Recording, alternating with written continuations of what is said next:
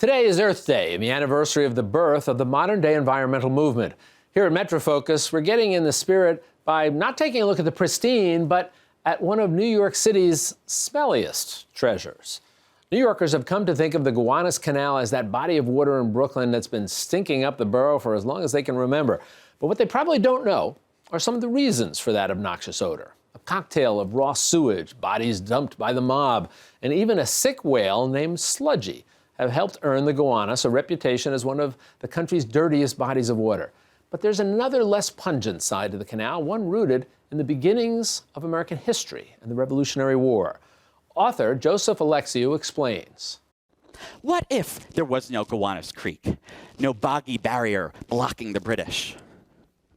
I mean, is it so presumptuous to suggest that if there was no Gowanus Creek, we might have been divided and conquered? Historians may be infuriated by the suggestion, but is it so ridiculous to suggest without the Gowanus Creek, there would be no America?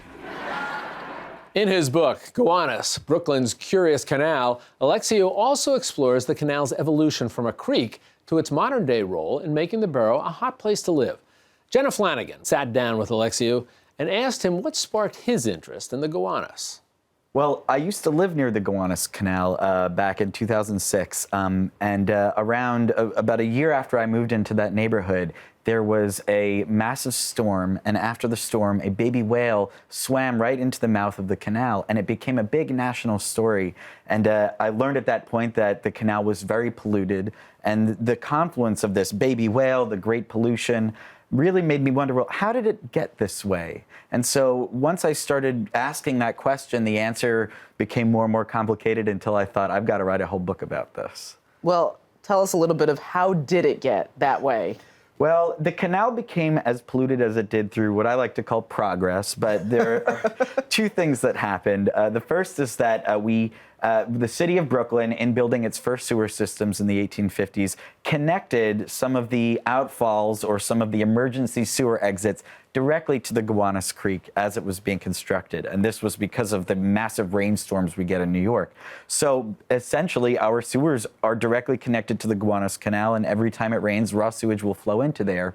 The other way that it became extremely polluted was through the many industries that popped up around the canal, especially manufactured gas, which came from coal gasification.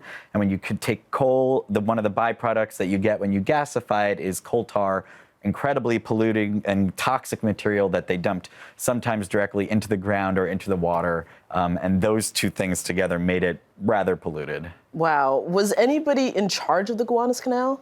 You know, there were bodies of private businessmen that went towards the construction of the canal, and there were some city groups that were involved in regulating it. But the truth is that it was never overlooked by any one governmental body or any one private group. And so it was kind of every landowner had their own little section, and that was where some of the jurisdiction came from. All right, so most people in Brooklyn would probably say it just stinks, but it actually did play an important role in Brooklyn becoming Brooklyn. Oh, absolutely. Well, I mean, we could start all the way back in the Revolution, if you'd like, when it was part of an important key battle in the Revolutionary War. It essentially acted as a natural buffer between the British and the American forces during a key, a really long and protracted attack against America. But in the 19th century, it was directly related to Brooklyn's commercial growth as an industrial city. Because the canal was there, they were able to have plenty of waterfront sites for building materials, for lumber yards, coal yards, for brick yards, and businesses like cement plants and other kinds of chemical industries were able to pop up along the canal because of the easy access for raw materials to the places where factories were being built. This was in the center of the growing city of Brooklyn, and it created thousands of jobs and hundreds of millions of dollars worth of commerce right in the center of this growing industrial city that rivaled New York in its size. So really quickly, the Gowanus Canal was, of course, named a Superfund site. Is it too much of a super mess for the Superfund site, and will we ever be able to swim in it?